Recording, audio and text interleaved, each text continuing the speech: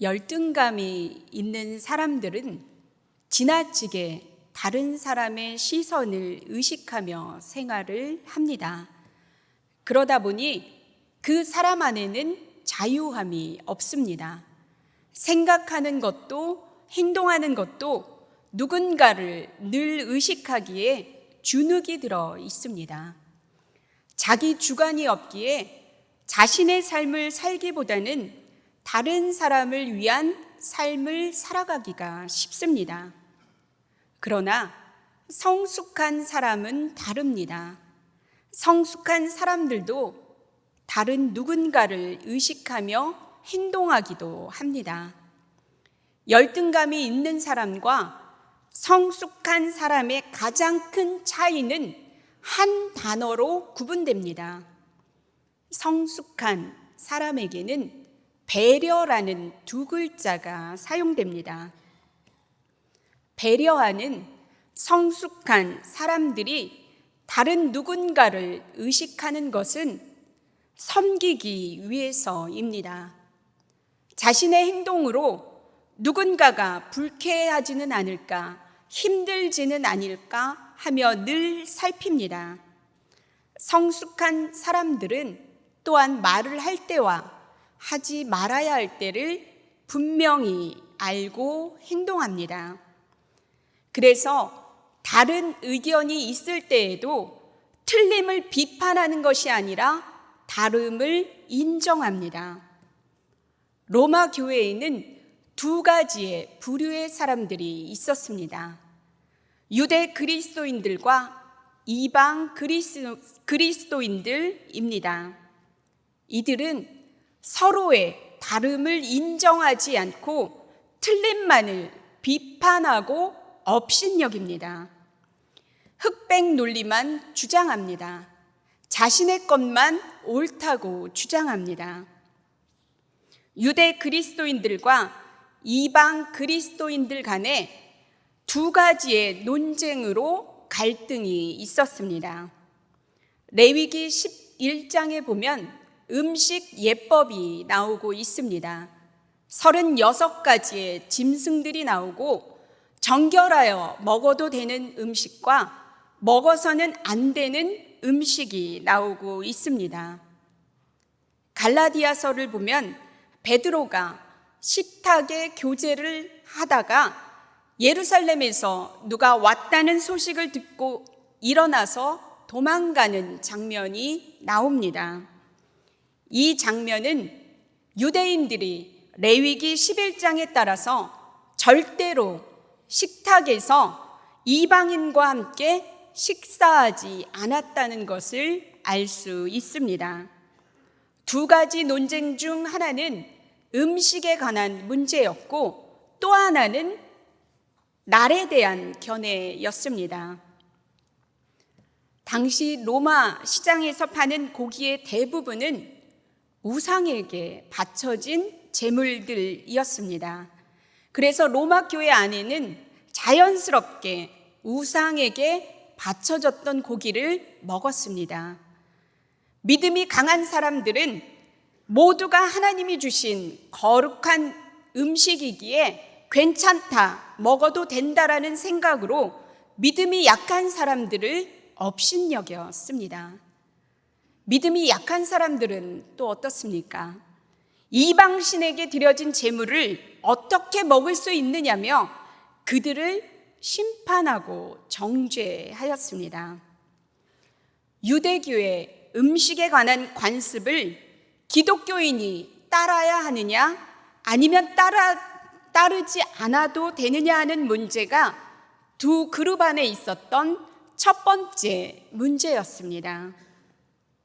두 번째 문제는 이 날을 전날보다 낮게 여기는 날에 대한 견해로서 유대인들은 평생 동안 안식일을 지켰기 때문에 여전히 안식일을 중요하게 생각했지만 이방 기독교인들은 모든 날을 같게 생각하였기에 안식일을 중요하게 생각하지 않았습니다.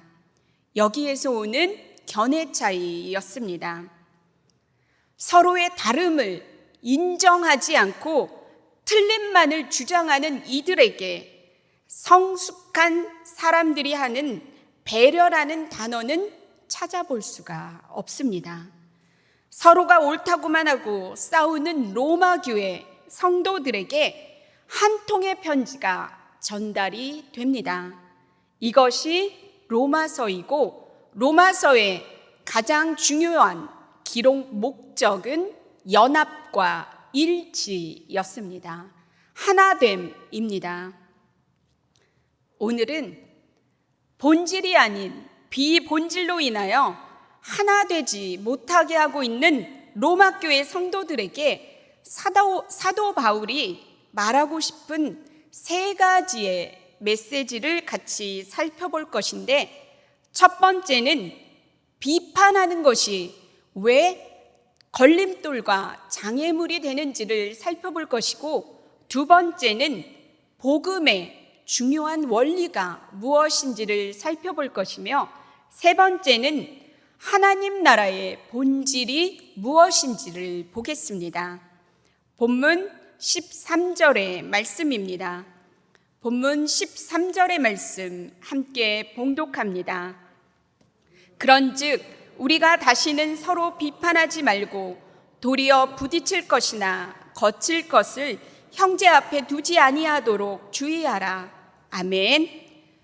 그런즉 이라는 접속사는 앞과 뒤에 권면이 이어짐을 말하고 있습니다. 사도 바울은 10절에서도 유대 그리스도인들을 향하여서는 어찌하여 내 형제를 비판하느냐 하였고, 이방 그리스도인들을 향하여서는 어찌하여 내 형제를 업신여기느냐 하였습니다. 그리고 그 이유를, 비판하지 말아야 할 이유를 세 가지로 정의하였습니다. 3절에서 하나님께서 양쪽 모두를 받아주셨기 때문에 비판하지 말아야 한다고 말을 하고 있고, 6절에서 나를 지키는 것도 먹는 것도 먹지 않는 것도 모두가 주를 위해 하기 때문이라고 비판하지 말라고 하고 있고, 10절에서 모두가 하나님의 심판대에 서기 때문이라고 비판하지 말라고 하였습니다.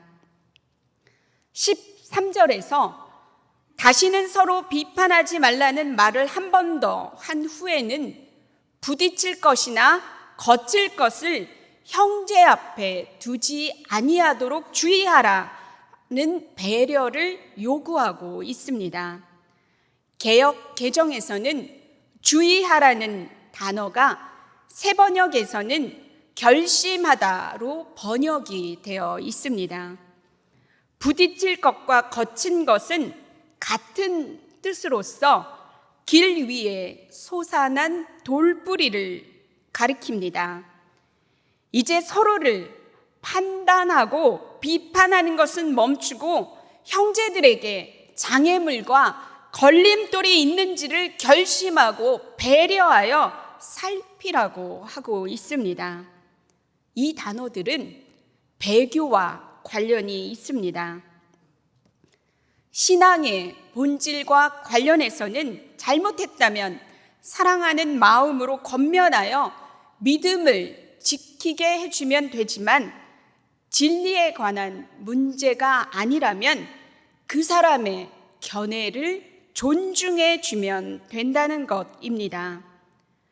진리의 문제가 아님에도 불구하고 비판하고 자신의 관습을 강요하면 그것 때문에 그 사람이 배교하게 되고 그 사람과 자신이 하나님의 심판대에 서게 된다는 것을 말하고 있습니다. 여기에서 우리들이 생각할 것이 있습니다. 그런즉 다시는 서로 비판하지 말고라는 말처럼 사람은 비판하지 말라는 한 번의 말로 비판을 멈추는 것이 아니라는 것과, 배려는 누군가를 하나님 안에서 살아가게 하기도 하고 배교하게 하기도 한다는 것입니다. 사랑하는 성도 여러분, 진리가 아닌 것을 가지고 자신의 문화나 관습이나 전통으로 누군가를 정죄하고 판단하고 있지는 않으십니까?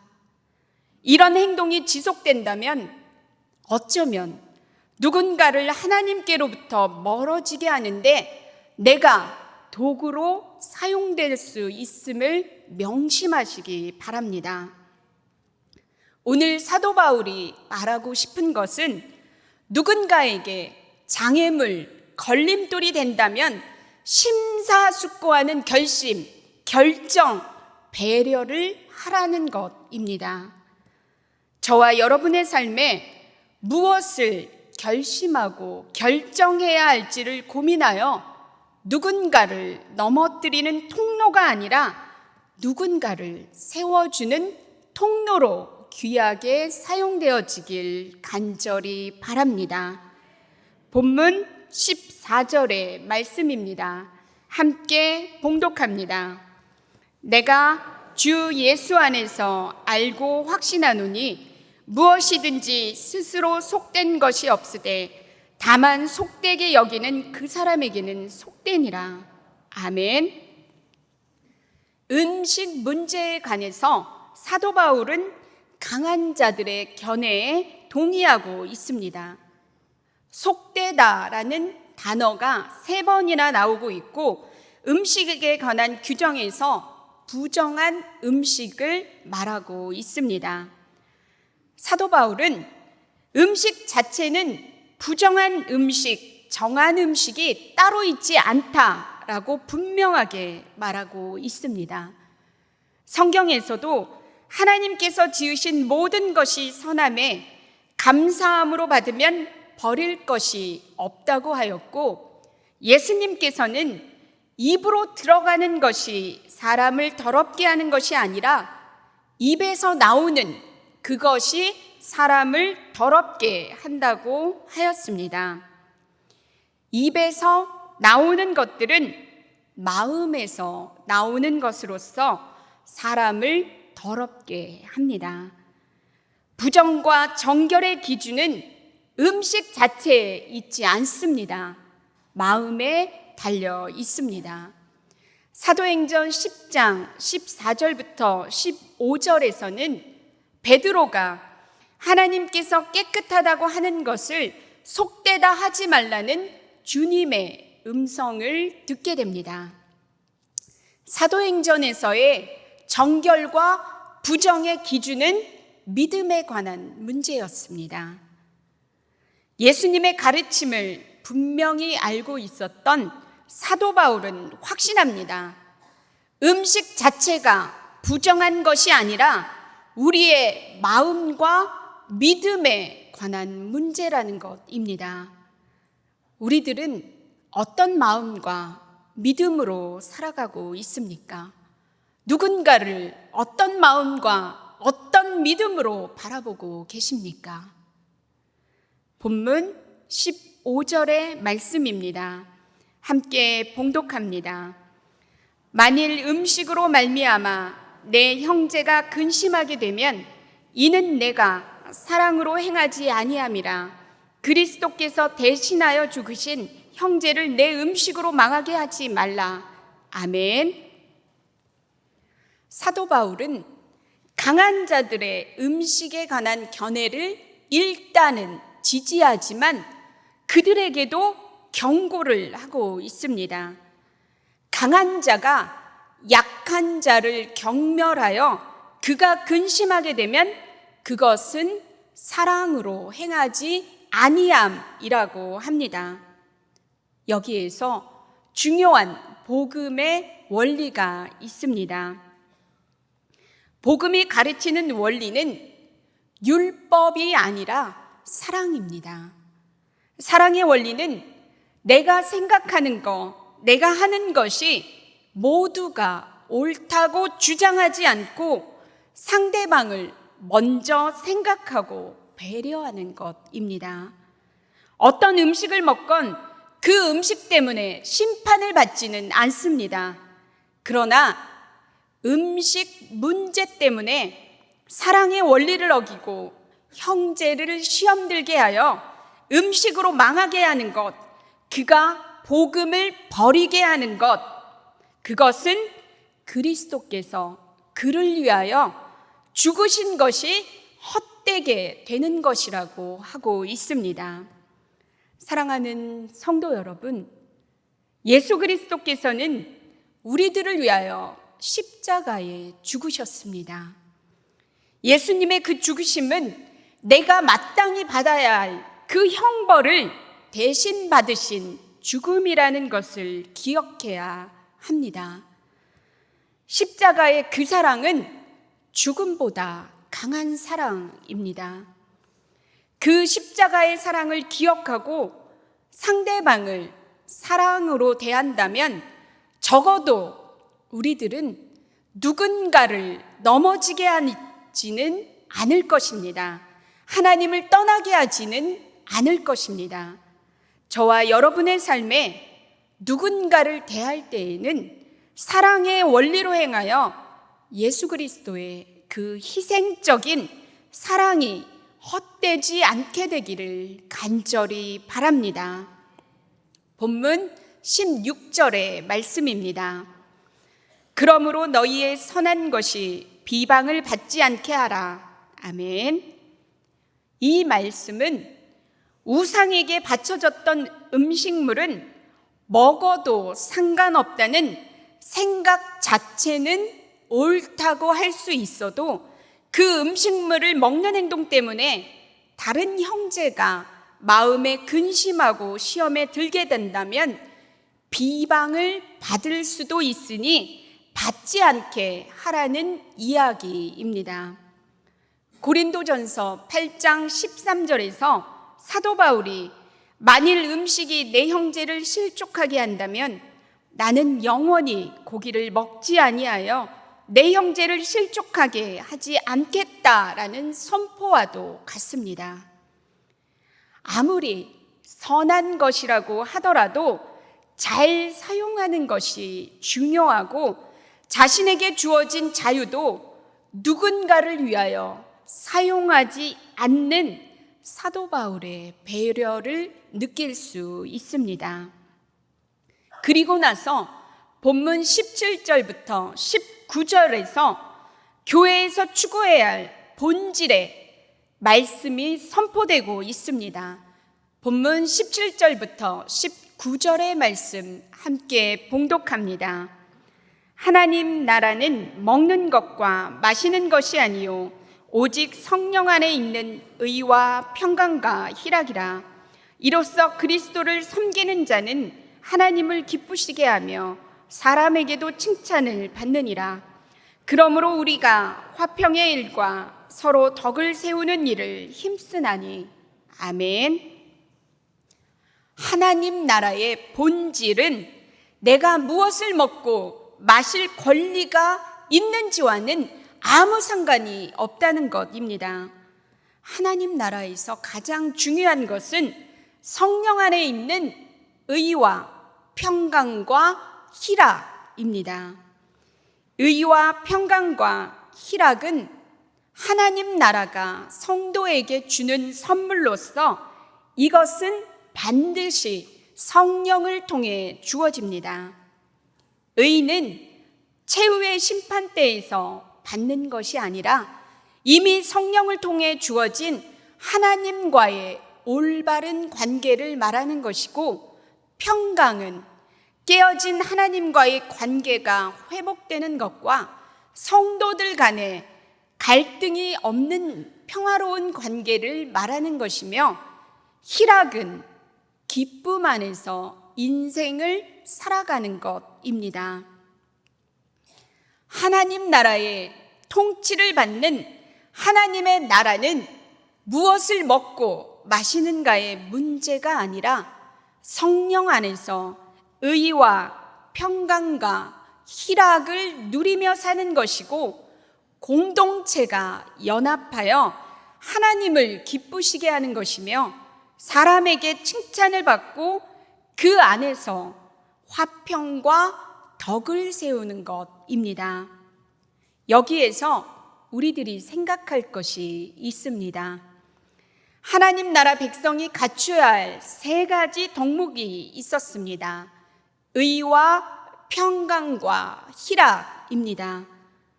오늘 우리들은 하나님과 다른 성도들과 올바른 관계를 맺으며 기쁘게 생활하고 계십니까? 사랑하는 성도 여러분, 하나님 나라의 통치를 받는 사람들은 의와 평강과 희락의 삶을 나누며 누리는 사람들입니다. 의의 사람으로 하나님의 왕으로 주인으로 모시고 순종하며 살아갑니다. 평강의 사람이 되어 덕을 세웁니다. 누군가를 판단하거나 비판하지 않습니다. 희락의 사람으로 자신의 기쁨뿐만 아니라 다른 사람의 기쁨을 위하여 살아갑니다. 의와 평강과 희락의 삶은 우리 스스로가 살아갈 수가 없습니다. 이 삶을 살아갈 수 있는 단 하나의 비결이 있습니다. 그것은 오직 성령 안에서입니다. 성령 안에서 사는 사람들은 그리스도를 섬기는 자로 하나님을 기쁘게 하고 사람에게도 칭찬을 받습니다. 저는 우리 신안의 모든 성도님들이 하나님을 기쁘시게 하고 사람에게 칭찬받는 의와 평강과 희락의 성도님들이 모두 다 되시길 바랍니다. 본문 20절, 21절의 말씀입니다. 함께 봉독합니다. 음식으로 말미암아 하나님의 사업을 무너지게 하지 말라. 만물이 다 깨끗하되 거리낌으로 먹는 사람에게는 악한 것이라. 고기도 먹지 아니하고 포도주도 마시지 아니하고 무엇이든지 내 형제로 거리끼게 하는 일을 아니함이 아름다우니라. 아멘. 17절에서 하나님 나라의 본질을 말한 후에는 다시 음식의 문제를 가져와서 이야기하고 있습니다. 하나님의 나라가 먹고 마심에 있는 것이 아님에도 불구하고 비본질적인 음식 문제로 말미암아 하나님의 사업을 무너지게 할 수 있으니 그렇게 하지 말라라고 하고 있습니다. 당시 로마 교회는 여러 교회의 가정교회로 구성이 되어 있었습니다. 어떤 가정교회는 유대 기독교인으로 구성이 되었고 어떤 가정교회는 이방 기독교인으로 구성이 되어 있었습니다. 함께 예배를 드릴 때에 문제가 생겼습니다. 이방 기독교인 집에서 함께 모여 성만찬을 나눌 때에 유대 기독교인들이 음식 중에서 율법에 부정한 음식을 발견하고 성만찬을 거부했을 것입니다. 이러면 자연스럽게 서로를 비판하게 되고 업신여기게 되고, 그러면 유대인 교회와 이방인 교회는 자연스럽게 나누어졌습니다. 교회가 이렇게 둘로 나누어진다면 그것은 하나님의 사업을 무너지게 하는 결과를 가져온다는 것입니다. 고기와 포도주를 먹는 것도 자유이고 먹지 않는 것도 자유입니다. 단 여기에서 중요한 것은 다른 성도가 넘어지지 않게 하는 것입니다. 저와 여러분의 삶에 다른 성도 누군가를 넘어지게 하는 도구가 우리들이 되지 않기를 바랍니다. 본문 22절, 23절의 말씀입니다. 내게 있는 믿음을 하나님 앞에서 스스로 가지고 있으라. 자기가 옳다 하는 바로 자기를 정죄하지 아니하는 자는 복이 있도다. 의심하고 먹는 자는 정죄되었나니 이는 믿음을 따라 하지 아니하였기 때문이라. 믿음을 따라 아니하는 것은 다 죄니라. 아멘. 믿음의 분량은 각자마다 다 다릅니다. 진리의 문제가 아닌 문화의 문제인데도 불구하고 자기가 옳다는 생각으로 누군가를 정죄해서 그 누군가가 배교하게 된다면 그것은 자기를 정죄하는 심판을 가져오는 결과를 가져옵니다. 그래서 그것은 죄입니다. 죄를 멈추게 하시고 누군가를 대함에 있어서 필요한 것은 믿음입니다. 우리의 약하디 약한 옅은 믿음으로 누군가를 정죄하지 않기를 바라고 또한 우리 자신이 죄를 짓지 않게 되기를 바랍니다. 성령 안에서 구하시길 바랍니다. 이제 말씀을 마치려고 합니다. 본질이 아닌 비본질로 서로가 틀렸다고 다르다고 자신의 것만 주장하다 보면 자신의 의도와 상관없이 누군가를 하나님께로부터 멀어지게 할 수도 있습니다. 그것은 그 사람을 배교하게 하는 것이고 자기 또한 하나님의 심판대에 서게 되는 결과를 가져옵니다.